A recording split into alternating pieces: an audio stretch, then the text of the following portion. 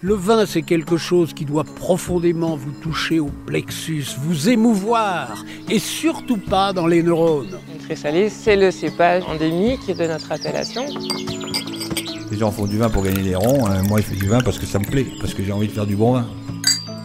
La terre d'ici, ça s'appelle du poudingue. La biodynamie, ça n'est pas une recette, c'est une conviction profonde qui doit vous conduire.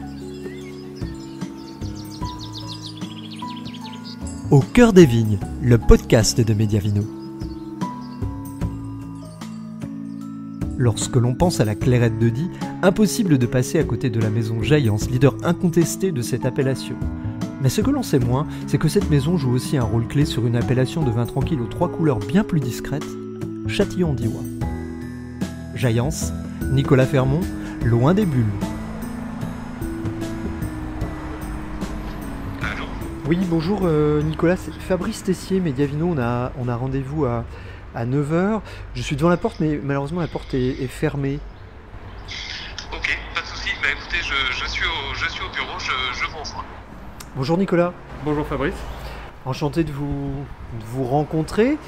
Vous êtes le directeur technique de la maison Jaillance, si mes sources sont bonnes. C'est ça, directeur technique. Donc moi, mes missions vont de l'accompagnement des viticulteurs jusqu'au départ des bouteilles en dépôt logistique. Est-ce qu'on peut dire que c'est un poste assez stratégique pour une cave coopérative comme Jaillance ?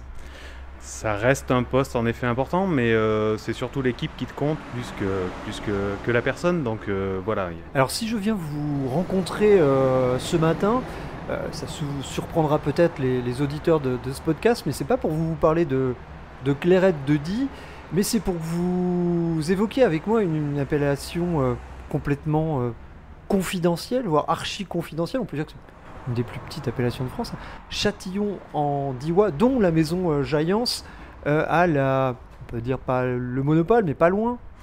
Alors, le monopole, non. En effet, Châtillon-en-Diois est une petite appellation, autour de 30 hectares. Et nous, en fonction des années, nous cultivons entre 20 et 25 hectares de Châtillon-en-Diois.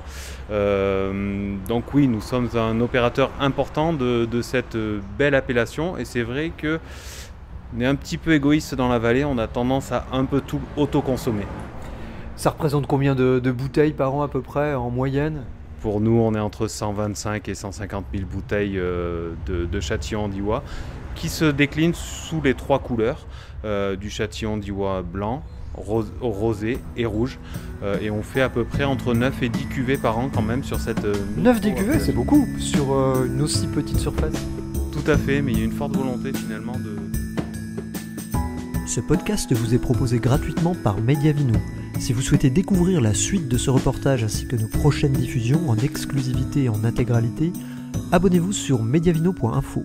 Vous recevrez chaque lundi à midi un nouveau podcast ainsi qu'une vidéo, une interview et un édito. Mediavino, voyage au cœur des vignobles pépites.